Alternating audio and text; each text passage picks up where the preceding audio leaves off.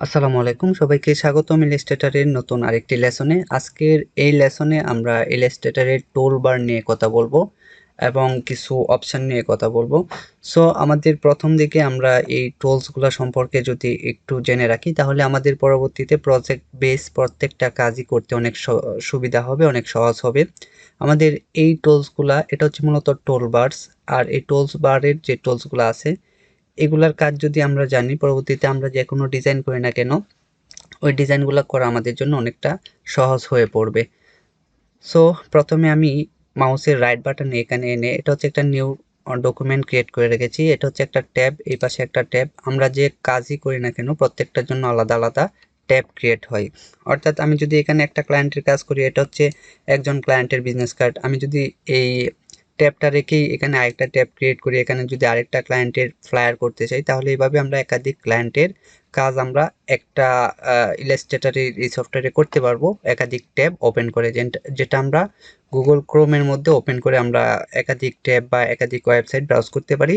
Same আমরা একাধিক ক্লায়েন্টের কাজ আমরা এভাবে নতুন ট্যাব ওপেন করে করতে পারবো। সো এটা হচ্ছে একটা ব্ল্যাঙ্ক আর্টবোর্ড ক্রিয়েট করে রেখেছি। এখানে যদি আমি মাউসের রাইট বাটন ক্লিক করি তখন আমি কিছু অপশন দেখতে পারবো। এটা হচ্ছে আনডু ক্লিয়ার, অর্থাৎ আমি লাস্ট যে কাজগুলো করেছিলাম এই কাজগুলা ফিরিয়ে আনার জন্য এটাতে ক্লিক করতে হয়, অর্থাৎ আনডু ক্লিয়ার। অর্থাৎ লাস্ট এটা আমি করেছিলাম, আমি যদি এটা ডিলিট করে দিই আবার যদি ব্যাকে আনতে চাই সেটা হচ্ছে কন্ট্রোল জেটে কাজ করে। আর এটার শর্টকাট হচ্ছে কন্ট্রোল জেড, আর মাউস দিয়ে করার জন্য এটা করতে হয় আনডু ক্লিয়ার। তারপর রিডু, যেটা কন্ট্রোল শিফট জেটে কাজ করে। তারপর জুম ইন, অর্থাৎ আমার এই আর্টবোর্ডটা মূলত এখানে 100% জুম আছে। এটা যদি আমি এখানে মাউসটা রেখে হুইলটা উপর দিকে ঘুরাই তখন এটা জুম আউট হবে, যেটা আমরা মাউসের রাইট বাটন ক্লিক করে করতে পারি। জুম ইন, জুম আউট, অর্থাৎ কমবে। এই পার্সেন্টেজটা এভাবে মাউসটা রেখে হুইলও ঘোরাতে পারি, অথবা আমি রাইট বাটন ক্লিক করে জুম ইন জুম আউট করতে পারি। Zoom in zoom out. তারপরে আছে হাইট রোলস, অর্থাৎ এই যে রোলগুলা আছে এখানে যেগুলা, এটাকে রোলার বলে। আমি যদি রাইট বাটন ক্লিক করি এখান থেকে হাইট করতে পারবো। এই যে এটা হাইট হয়ে গেছে। আবার কন্ট্রোল আর দিলে এটা এই পাশে চলে আসবে। কন্ট্রোল আর, এটা হচ্ছে শর্টকাট। আমি এগুলো এভাবে সিলেক্ট করে এগুলা ডিলিট করে দিতে পারি। তারপরে আমি যদি এখানে যাই শো গ্রিড, এখানে ক্লিক করলে যে গ্রিডগুলো আমার এখানে শো করবে, এগুলা মূলত বিভিন্ন ধরনের লোগো কিংবা মাপ নেওয়ার জন্য এই গ্রিড অ্যান্ড গাইডগুলা ইউজ করতে হয়, রোলগুলা। ওকে, আমি যদি গ্রিডগুলো হাইড করতে চাই রাইট বাটন ক্লিক করে হাইড গ্রিডে ক্লিক করলে হাইড হয়ে যাবে। তারপরে অপশানটা কি আছে, হাইড গাইড, যেটা আমরা এটাকে গাইড বলে, এটা হাইড অবস্থা আছে। এখন যদি আমি রাইট বাটন ক্লিক করি শো হয়ে যাবে, এই যে শো। তারপরে এখন এই গাইডটা ধরলে সিলেক্ট করতে পারতেছি, এভাবে মুভ করাতে পারতেছি। এটা কিন্তু পেজ সেটআপে আমাদের কাজে লাগে। আমরা যখন ডকুমেন্ট সেটআপ করব তখন এইভাবে এই যে রোল নিয়ে গাইড নিয়ে আমরা একটা সেফ জোনের মধ্যে কাজ করে থাকি। সো এখন রাইট বাটন ক্লিক করলে হাইড গাইড, গাইডটা হাইড হয়ে গেছে। আবার রাইট বাটন ক্লিক করলে শো গাইড, গাইডটা শো হয়ে গেছে। এখন এটা কিন্তু টানাটানি করলে আমার কিন্তু এটা মুভ হয়ে যাচ্ছে। যদি রাইট বাটন ক্লিক করে এটা লক করে দিই তখন কিন্তু আর এটা সিলেকশনও হবে না কিংবা মুভও হবে না। ওকে, তারপর আছে সিলেক্ট ফার্স্ট অবজেক্ট এবং আচ্ছা আউটলাইন, এই বিষয়টা দেখি আমরা। এটা হচ্ছে আউটলাইন। আউটলাইন মানে হচ্ছে কোনো একটা, আমি আউটলাইনটা বোঝানোর জন্য আপনাদেরকে এখানে একটা রেক্টেঙ্গেল আঁকলাম, আমি আরেকটা ইলিপস আঁকলাম এখানে। এই ইলিপসটার কালার চেঞ্জ করে দিচ্ছি, চেঞ্জ করে দিয়ে এটাকে এখানে রাখলাম। এটাকে যদি আমি অ্যারেঞ্জ থেকে সেন্ড টু ব্যাকে পাঠিয়ে দিই তখন কিন্তু আমি ইলিপসটা এখানে দেখতে পারতেছি না।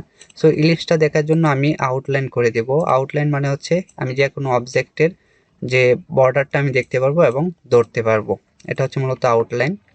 এটাকে ধরে আমি চাইলে অ্যারেঞ্জ থেকে ফ্রন্টে নিয়ে আসবো। তারপর আবার জিপিইউ প্রিভিউয়ে ক্লিক করলে এটা আমার অরিজিনাল যে ইন্টারফেসটা এটা চলে আসবে। সো রাইট বাটনে ক্লিক করলে যে অপশানগুলো আসে এই অপশানগুলো আশা করছি আপনারা বুঝতে পেরেছেন। এখন আমরা টুল বারের এই টুলসগুলো সম্পর্কে প্রথম পার্টে আমরা জানবো।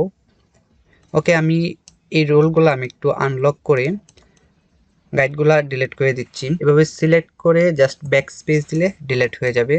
দেন আমি এখান থেকে কিছু শেপ ক্রিয়েট করব আমার এই টুলগুলোর কাজ করার জন্য। আমি এখান থেকে একটা রেক্টেঙ্গুলার ক্রিয়েট করলাম জাস্ট এইভাবে। তারপরে আমি এখান থেকে একটা রাউন্ড রেক্টেঙ্গেল ক্রিয়েট করতে পারি, এই যে এভাবে ধরে জাস্ট এভাবে ক্লিক করলেই হয়ে যাবে। তারপর ইলিপস, এভাবে যদি আমি ইলিপসটা আঁকি তখন ইলিপসটা চ্যাপ্টা হয়ে যাবে। এজন্য আমি শিফট ধরে যদি ইলিপসটা আঁকি তখন এই যে ডান পাশে টান দিলে ডান পাশে, বাম পাশে টান দিলে উপরে নিচে, মানে 4 কর্নারে এভাবে টান দিলে ছোট বড় হবে। আর যদি আমি শিফট আর অল্টার ধরে এই ইলিপসটা টান দিই তখন মিডল পয়েন্ট থেকে চতুর্পাশে আমার ইলিপসটা ছোট বড় হবে এবং একদম রাউন্ড আকৃতিতে। ওকে, আমি এটা আঁকলাম। তারপর আমরা জানি যে এখান থেকে আমাদের কালার চেঞ্জ করে দিতে পারি। সো আমরা যদি এটা এখানে বসিয়ে দিই তখন কি হলো, আমাদের একটা ফ্ল্যাগ হয়ে গেছে, আমাদের যে বাংলাদেশের পতাকা এটা এখানে হয়ে গেছে। ওকে, আমরা রেক্টেঙ্গেল আঁকলাম, ইলিপস আঁকলাম, আরও কয়েকটা শেপ আমরা এখান থেকে আঁকতেছি। এই যে স্টার, এখানে যে স্টারের কয়টা মাথা আছে, 5টা মাথা। আমি যদি এরো কি চাপি তখন স্টারের মাথাগুলা কমে এই যে এটা একটা ত্রিভুজ হয়ে গেছে, জাস্ট সিম্পল, রাইট? আবার যদি স্টারটা নেই এরকম ত্রিভুজ আসবে। যদি আপ এরো কিতে ক্লিক করি তখন স্টারের মাথাগুলা অনেক আকারে বেড়ে যাবে, আবার ডাউন এরোতে দিলে স্টারের মাথাগুলা কমে যাবে। আমি সবগুলা এভাবে সিলেক্ট করতে পারি। এটা হচ্ছে আমাদের প্রথম সিলেকশন টুল, মোস্ট ইম্পর্টেন্ট একটা টুল ইলাস্ট্রেটরের, যেটা দিয়ে আমরা সবচেয়ে বেশি কাজ করতে হয়। অর্থাৎ যে কোনো অবজেক্টকে সিলেক্ট করার জন্য আমাদের এই টুলসটার প্রয়োজন পড়ে। অর্থাৎ আমরা যে কোনো টুলসের কাজ করি না কেন, এই টুলসটার কাজ করতেছি, যদি এই টুলসটাতে আমরা যেতে চাই তখন এটা দিয়ে আমাদের যে কোনো অবজেক্টকে ধরতে হবে। যেমন আমি এখন এই সবগুলাকে ছোট করতে চাই তখন আমার কিন্তু এটা দিয়ে ধরে সবগুলাকে এভাবে ধরে এইভাবে ছোট করতে হবে। ওকে, দেন আমরা স্টার দেখলাম। তারপরে ফ্লেয়ার টুল, এখানে একটা ক্লিক করলে জাস্ট একটা ইফেক্ট আসবে। ওকে, ইটস নট ইম্পর্টেন্ট, এরকম একটা ইফেক্ট চলে আসবে। আমি আবার এটা সিলেক্ট করে ডিলিট করে দিতে পারি। সো আমরা এখান থেকে আমাদের ডিজাইনের জন্য মোস্ট ইম্পর্টেন্ট এবং সবচেয়ে বেশি কাজে লাগবে যে টুলসগুলো, আমরা এই টুলসগুলো নিয়েই শিখবো। এই টুলসগুলো নিয়েই আমরা কথা বলবো। এখানে টুলবারে যে টুলসগুলো আছে, তারপরে মেনু বারে যেগুলো আছে, এগুলোর মধ্যে আমাদের প্রয়োজনীয় ডিজাইনের জন্য অ্যাজ এ ডিজাইনার অ্যান্ড আমাদের প্রিন্ট মেটেরিয়াল ডিজাইন নিয়ে যে লেসনটা, প্রিন্ট মেটেরিয়াল কাজের জন্য আমাদের ব্যবহার করতে হবে যে টুলসগুলো, সেগুলো আমরা খুবই গুরুত্ব সহকারে আমরা শিখব। ওকে, সো আমি এখানে বেশ কিছু শেপগুলা এখানে আঁকলাম। আমি চাইলে এই শেপগুলার কালার এখান থেকে চেঞ্জ করে দিতে পারি। এই যে এইভাবে কালার চেঞ্জ করে এখান থেকে কালার চেঞ্জ করে দিতে পারি। ওকে, আমি এগুলা টোটালি ডিফারেন্স কালার রাখতেছি। এখানে একটা কালার প্যালেট আছে। আমরা যদি এই যে চুয়াস নামের অপশনটা, আপনারা উইন্ডোজে গেলে এই পাশে সবগুলো আপনারা পেয়ে যাবেন। উইন্ডোজ থেকে চুয়াসটা এখানে এনে রাখবেন। আমি চুয়াসে ক্লিক করে যদি এটা এভাবে আনি তখন এটা আলাদা হয়ে যাচ্ছে।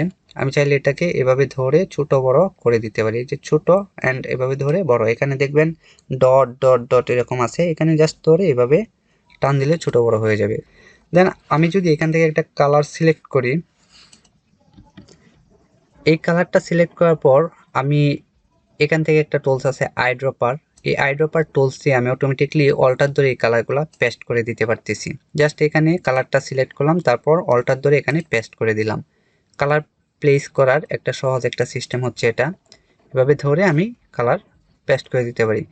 তারপর এখান থেকে যে এই স্টারটা যদি চাই আমি কপি করব, তখন অল্টার ধরে যদি এভাবে টান দিই এখানে আরেকটা কপি হয়ে যাবে। আমি চাইলে এটাকে কপি করে দিতে পারবো। ওকে, আমি এই চুয়াসটাকে আবার আমি এখানে এনে বসিয়ে দিলাম। আমি চাচ্ছি যে এই যে ত্রিভুজটা যেটা আছে এটাকে একটু ছোট করব, তখন কি করব, এই সিলেকশন টুল দিয়ে এভাবে ধরবো, ধরে এটাকে শিফট অল্টার ধরে এভাবে ছোট অ্যান্ড বড় এটা করতে পারতেছি। আমি চাচ্ছি এখন এই ফ্ল্যাগটারে ছোট করব, তখন কি করব, এই দুইটাকে একসাথে ধরবো, এভাবে টান দিব, এখান থেকে মাউসের পয়েন্টটা ধরে এইভাবে টান দিব, অথবা প্রথম 1, তারপরে কন্ট্রোল ধরে শিফট ধরে 2। অর্থাৎ ইলাস্ট্রেটরে একাধিক অবজেক্ট সিলেক্ট করার জন্য আমাদের শিফট ধরতে হবে। তো যেমন আমি এটা সিলেক্ট করলাম, তারপর চাচ্ছি এটাও সিলেক্ট হবে, তখন কি করব, শিফট ধরে এটাকেও ক্লিক করব, তখন দুইটা একসাথে সিলেক্ট হয়ে যাবে। দেন আমি দুইটা একসাথে এভাবে ছোট বড় করতে পারবো। ওকে, আমরা এই সিলেকশন টুলের কাজটা আশা করছি বুঝতে পেরেছি। দেন আমি এই যে ইলিপটা আছে, অল্টার ধরে ইলিপটাকে আমি আরেকটা কপি করে এখানে নিয়ে আসলাম। এখন আমরা ডিরেক্ট সিলেকশন টুলের কাজটা দেখব। এখান থেকে ডিরেক্ট সিলেকশন টুলের কাজটা হচ্ছে মূলত আমি যদি এখানে ক্লিক করি, এখানে 4টা অ্যাঙ্কর পয়েন্ট দেখতেছি, 1 2 3 4। এগুলো হচ্ছে অ্যাঙ্কর পয়েন্ট বলে, যেগুলো ধরে আমি এই ইলিপসটাকে মডিফাই করতে পারবো। এই পয়েন্টগুলো ধরে ইলিপসটাকে যে কোনো পাশে আমি নিয়ে যেতে পারবো। আবার পূর্বে অবস্থায় ফিরে আনার জন্য কন্ট্রোল জেড দেব, যেটাকে আনডু বলা হয়। ওকে, আমি চাচ্ছি যে এই পয়েন্টটা ধরে যদি আমি ব্যাক স্পেস দিই, তখন কিন্তু ইলিপসটা আমার অর্ধেক কেটে যাবে। ওকে, সো ডিরেক্ট সিলেকশন টুলের কাজ হচ্ছে মূলত কি করা, কোন একটা অ্যাঙ্কর পয়েন্টকে ধরা এবং অ্যাঙ্কর পয়েন্ট ধরে মডিফাই করা। ডিরেক্ট সিলেকশন টুল দিয়ে কোন একটা অ্যাঙ্কর পয়েন্ট ধরে আমরা চাইলে অ্যাঙ্কর পয়েন্টটা এভাবে মডিফাই করে দিতে পারি। যেখানে দুইটাই ছিল, দুইটা ডিলিট করে দিলাম। এই যে এখানে আছে 2 4 6টা অ্যাঙ্কর পয়েন্ট, আমি চাচ্ছি যে এই পয়েন্টটা রাখবো না, তখন এই পয়েন্টটা এভাবে ধরে আমি ডিলিট করে দিতে পারতেছি। ওকে, ডিরেক্ট সিলেকশন টুল। তারপরে হচ্ছে group selection tool. Group selection টুলটা আপনাদেরকে দেখাচ্ছি। এখানে আমি 3টা স্টার রাখলাম। 3টা স্টার রাখার পর আমি এখানে ফ্ল্যাগটা রাখলাম। এখানে ফ্ল্যাগের কালারটা চেঞ্জ করে দিচ্ছি একটু। এখানে 2 কালারের আমি 2টা ফ্ল্যাগ রাখলাম। এখন এই ফ্ল্যাগ 2টাকে আমি কন্ট্রোল জি দিয়ে গ্রুপ করলাম। এখানে একটা গ্রুপ হলো এই 4টা অবজেক্ট নিয়ে। আমি স্টার 3টাকে কন্ট্রোল জি দিয়ে গ্রুপ করলাম। ওকে, এখানে 2টা গ্রুপ হলো। দেন আমি ব্লু কালারের এই 3টা শেপকে এভাবে একসাথে ধরে কন্ট্রোল জি দিয়ে গ্রুপ করলাম। সো আমাদের এখানে গ্রুপ হলো ফ্ল্যাগে একটা গ্রুপ, এটাতে একটা গ্রুপ, এটাতে একটা গ্রুপ। আমরা চাইলে রাইট বাটন ক্লিক করে এগুলো আনগ্রুপ করে দিয়ে সিঙ্গেললি আমরা মডিফাই করতে পারবো। এখন এই 4টাকে একসাথে ধরে, অর্থাৎ এখানে 1 2 3টা গ্রুপ আছে, আবার 3টা গ্রুপকে একসাথে আরেকটা গ্রুপ করে ফেলবো। এই গ্রুপগুলা করার পর আমি যদি এই গ্রুপগুলাকে আমি সিঙ্গেল এই শেপটাকে চাচ্ছি আমি একটু মুভ করব, তখন এটাকে এভাবে ধরলে কিন্তু পুরো গ্রুপটাই কিন্তু এভাবে মুভ হয়ে যাচ্ছে।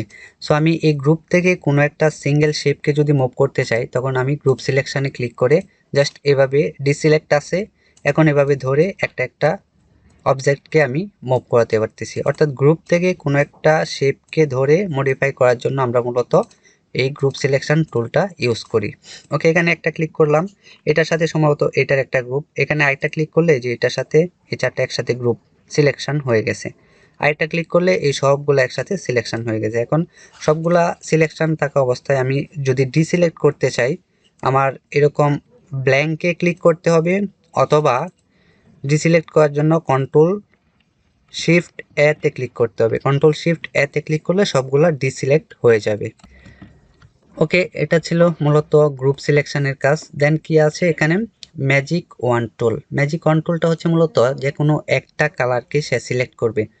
অর্থাৎ আমার এই হোল পুরো আর্টবোর্ডে আমার এটা গ্রুপ হয়ে আছে, আনগ্রুপ করে দিই, রাইট বাটন ক্লিক করে আনগ্রুপ করে দিলাম। আমার এই পুরো আর্টবোর্ডে আমি সবগুলোকে আনগ্রুপ করে দিই। এখানে পিঙ্ক কালারের 4টা শেপ আছে, ব্লু কালারের 4টা শেপ আছে। এখন আমি চাচ্ছি যে এই পিঙ্ক কালারের যতগুলা শেপ আছে, শুধু নট অনলি স্টার, যদি আরো কোনো শেপ থাকে তখন একটা ক্লিকে সিলেক্ট করতে পারবো। যেমন আমি এটা দিয়ে যদি পিঙ্ক কালারে ধরি, এই যে 4টা পিঙ্ক কালারের স্টার সিলেক্ট হয়ে গেছে। আমি যদি এটা দিয়ে এখানে ক্লিক করি, তখন কিন্তু এটা ব্লু কালারটা সিলেক্ট হয়ে গেছে। সো এটা হচ্ছে মূলত একটা সেম কালারে একাধিক শেপ যদি থাকে, তাহলে সেম কালারের প্রত্যেকটা শেপকে সিলেকশন করার জন্য আমরা মূলত এই শেপটা ইউজ করব। দেন আছে লেসো টুল। আমি এগুলা ডিসিলেক্ট করে লেসো টুলটাতে গেলাম। লেসো টুলটা হচ্ছে মূলত আমি যদি দূরের কোনো শেপকে একসাথে সিলেক্ট করতে চাই, তখন এটা আমার ইউজ করতে হবে। যেমন আমি চাচ্ছি এই স্টার অ্যান্ড এই স্টার দুটো একসাথে সিলেক্ট করব। সো আমরা ইজিলি চাইলে এভাবে লেসো টুলটা টান দিয়ে শুরু থেকে আবার শেষ করে দিব, তখন এই যে এই কর্নারের দুইটা শেপ সিলেক্ট হয়ে গেছে। দেন আমি চাচ্ছি যে এখান থেকে এটা অ্যান্ড এটা সিলেক্ট হবে, আর এটা যদি এভাবে নেই, তখন কিন্তু এই যে এটার ভিতরে 3টা একসাথে সিলেক্ট হয়ে গেছে। আমি চাচ্ছি এটা এই দুইটা সিলেক্ট করার জন্য আমার আবার এই প্রথম থেকে শেষ পর্যন্ত এনে ছেড়ে দিতে হবে। এই যে এভাবে আনলাম, আবার এভাবে ছেড়ে দিলে দুইটা শেপ সিলেক্ট হয়ে গেছে। তারপর আমরা দুইটা শেপকে এভাবে সিলেক্ট করে মডিফাই করতে পারি। এটা হচ্ছে লেসো টুলের কাজ। তারপরে আছে প্যান টুল। পেন টুল নিয়ে আমার আলাদা একটা লেসন আছে নেক্সট পার্টে, কেননা পেন টুলের এই 4টা টুলসের অনেক কাজ, এটা আলাদাভাবে প্রজেক্ট বেস আমি আপনাদেরকে দেখিয়েছি। সো পরবর্তী লেসনটা দেখে নেবেন। দেন আছে এখানে কার্ভেচার টুল, এটা পেন টুলের রিলেটেডই, এটা আমার এটার সাথে রিলেটেড, এটার সাথে ওই পার্টে অ্যাড করা আছে। এরপর টুলসটা হচ্ছে মূলত টাইপ টুল, এই টাইপ টুল নিয়ে আমার পুরো একটা লেসন আছে, এই লেসনটা দেখে নেবেন, কারণ টাইপ টুলে এখানে অনেক কাজ। আমরা জাস্ট অন্যান্য টুলস নিয়ে এই লেসনে আলোচনা করব, আর যেটাতে যে টুলসের কাজ বেশি সেই টুলসটা নিয়ে আমি টোটালি আলাদা একটা লেসন ক্রিয়েট করেছি। ওকে, দেন এখানে আছে কয়েকটা টুল, লাইন সেগমেন্ট টুল, আর্ক টুল, স্পাইরাল টুল, এগুলো কিভাবে কাজ করে। লাইন টুল মূলত হচ্ছে এভাবে একটা লাইন ড্র করা, এখানে কিন্তু লাইনটা আমি দেখতে পারতেছি না কারণ লাইনে কোনো কালার নেই। আমি যদি এখান থেকে স্ট্রোক থেকে একটা কালার দিয়ে দেই তখন কিন্তু আমি লাইনটা এখানে দেখতে পারবো। ওকে, আমি এগুলাকে একটু মুভ করাচ্ছি এদিকে,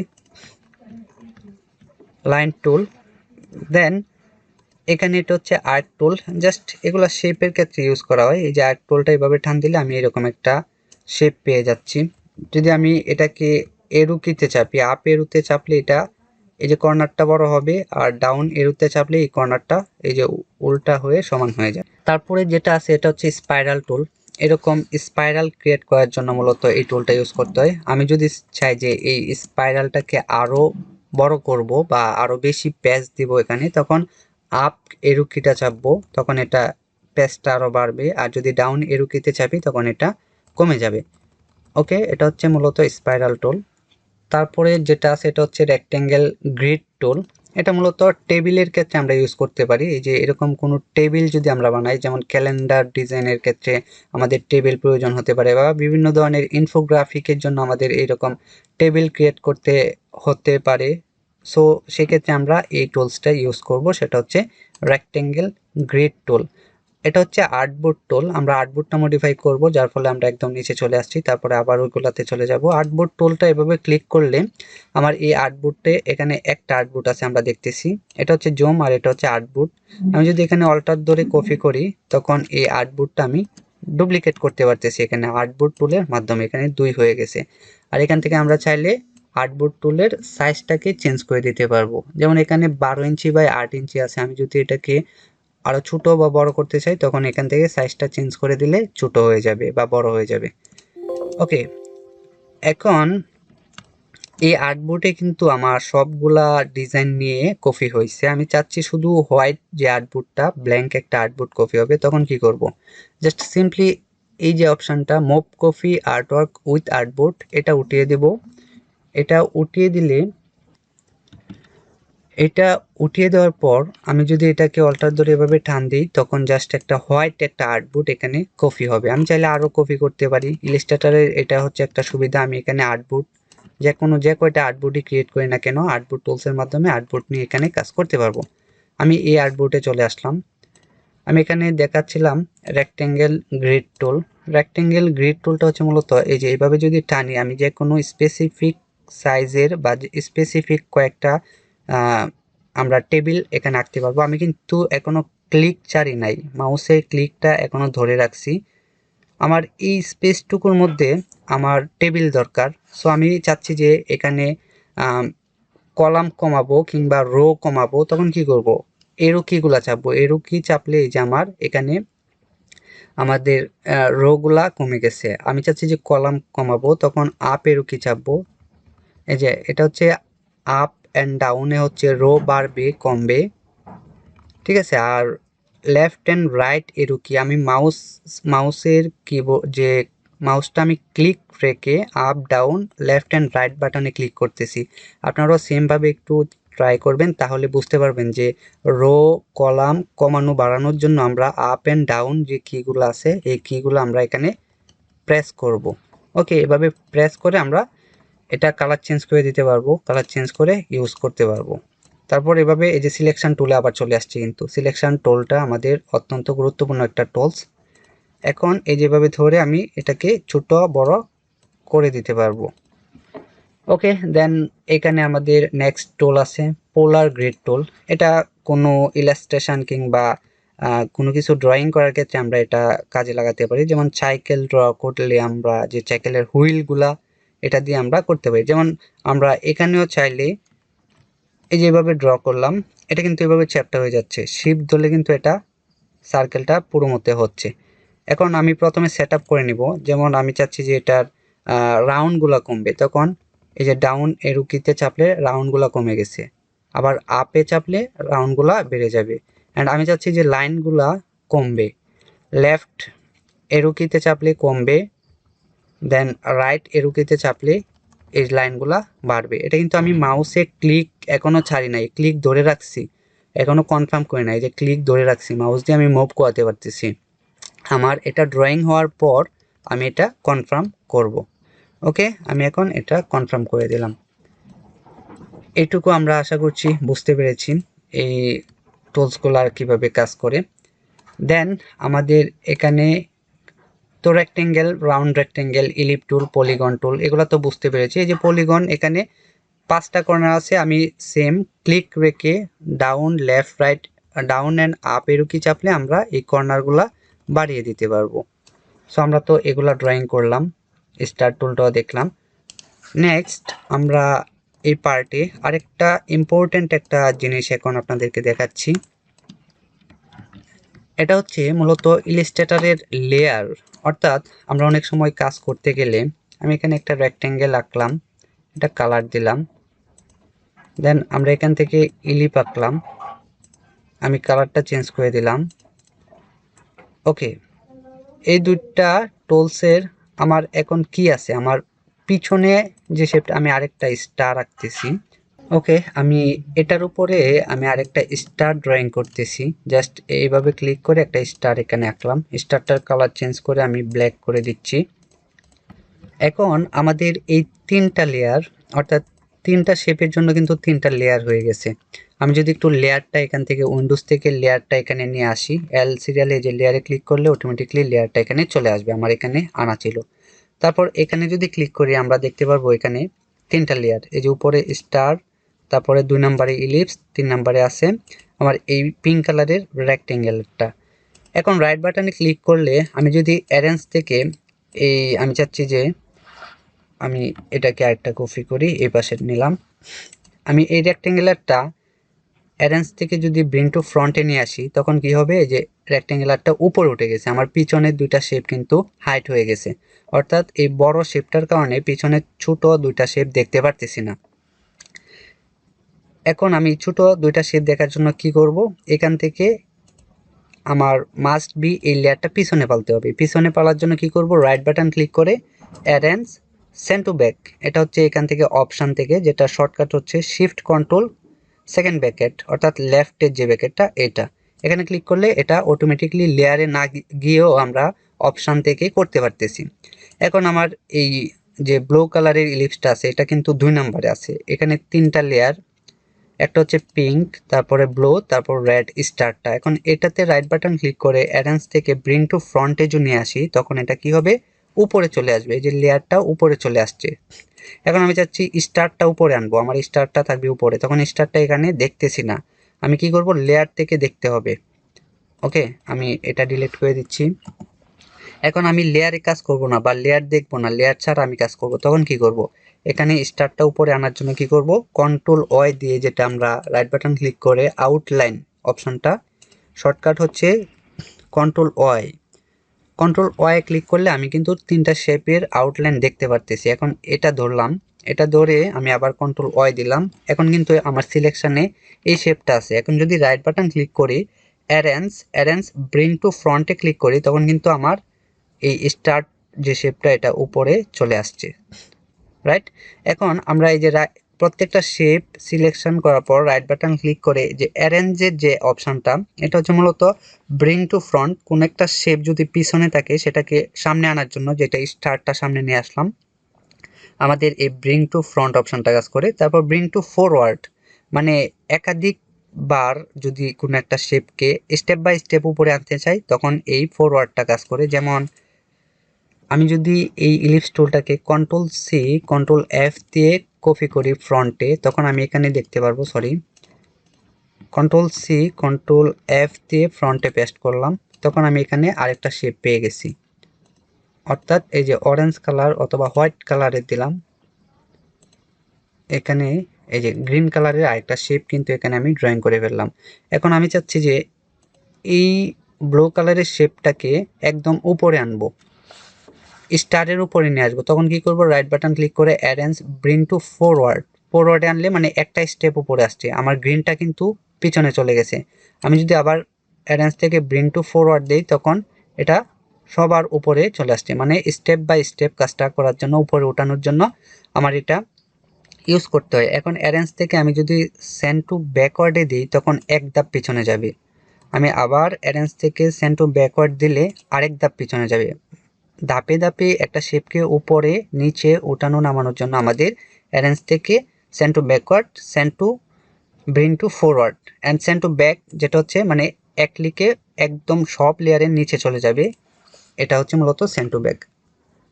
এটা আবার কন্ট্রোল ওয়াই দিয়ে ধরে আমি রাইট বাটন ক্লিক করে অ্যারেঞ্জ ব্রিং টু ফরওয়ার্ডে নিয়ে আসলাম।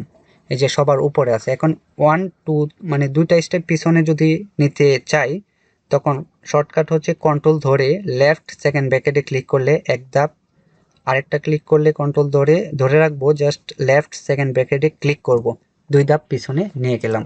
সো এটা হচ্ছে মূলত অ্যারেঞ্জের কাজ। অ্যারেঞ্জটা অনেক গুরুত্বপূর্ণ, আপনারা এটা এই পার্টটা বারবার দেখবেন এবং এই পার্টটা দেখে আপনারা প্র্যাকটিস করবেন যে bring to front, forward, backward, back, এই চারটা অপশান কিভাবে কাজ করে। ঠিক আছে, আরেকটা বিষয় যেটা আমি এখানে করলাম, আমি অল্টার ধরে এই শেপটাকে এখানে নিয়ে আসলাম। সেটা হচ্ছে আমরা normally control C control V দিলে কোনো একটা শেপ কপি অ্যান্ড পেস্ট হয়, কিন্তু এটা পেস্ট হয়েছে এখান থেকে কপি হয়ে মুভ হয়ে গেছে এই পাশে, এই জিনিসটা কিন্তু কপি হয়েছে, রাইট? আমি চাচ্ছি যে এখন এই সেম শেপটার উপর এই সেম আরেকটা শেপ কপি হবে। যেমন এখানে কিন্তু একটা শেপ আছে, এখন আমি কন্ট্রোল সি কন্ট্রোল এফ যদি দেই, এটা হচ্ছে ফ্রন্টের মধ্যে সেম সাইজে আরেকটা শেপ এখানে কপি হয়ে গেছে। আমি এটা মুভ করলে দেখতে পারতেছি, রাইট? এখন আমি এটার উপরেই আরেকটা ইলিপস যদি কপি করতে চাই, তখন আমার control C control F create করতে হবে, চাপতে হবে। কন্ট্রোল সি কন্ট্রোল এফ দিলে আমার এখানে সেম শেপটা ডুপ্লিকেট হয়ে গেছে। আমি যদি এটা বড়টাকে পিছনে ফেলে ছোট যে ইলিপসটা এটাকে উপরে নিয়ে আসলাম, তখন আমি জিনিসটা ইজিলি বুঝতে পারবো। সো আশা করছি আপনারা এটুকু বুঝতে পেরেছেন। সো আজকের এই লেসনে আমরা মোটামুটি অনেকগুলা বিষয় জানলাম, অনেকগুলা কাজই আমরা শিখলাম। সো এই লেসনটা অনেক বড় হয়ে যাচ্ছে, যার ফলে আপনারা হয়তো প্র্যাকটিস করতে বা মনে রাখতে কষ্ট হবে। সেজন্য আমি এই লেসনটা এই পর্যন্তই রাখবো। পরবর্তী পার্টে আমরা নেক্সট যে পরবর্তী টুলসগুলা নিয়ে আলোচনা করব। আর এই লেসনগুলোতে আমি যে যে বিষয়গুলো দেখালাম, এই যে আর্টবোর্ডটা এখানে রাখলাম, এই সেম আর্টবোর্ডটা স্ক্রিনশট নিয়ে আপনারাও আপনাদের ইলাস্ট্রেটর ওপেন করুন, ওপেন করে আপনারা এই সেম জিনিসগুলো প্র্যাকটিস করুন। আমি যেভাবে করেছি ঠিক সেমভাবে করার ট্রাই করুন। প্রত্যেকটা টুলস কোনটা কিভাবে কাজ করে এটা প্র্যাকটিস করে আপনারা ট্রাই করুন এবং শিখুন। আশা করছি এই পুরো লেসনটা বুঝতে পেরেছেন। যদি না বুঝে থাকেন তাহলে আপনারা এই লেসনটা আবারও দেখুন, দেখে প্রত্যেকটা বিষয় জানার এবং বোঝার চেষ্টা করুন। পরবর্তী লেসনে আবারও কথা হবে নেক্সট টুলগুলা নিয়ে। সে পর্যন্ত সবাই ভালো থাকুন, সুস্থ থাকুন। আল্লাহ হাফেজ।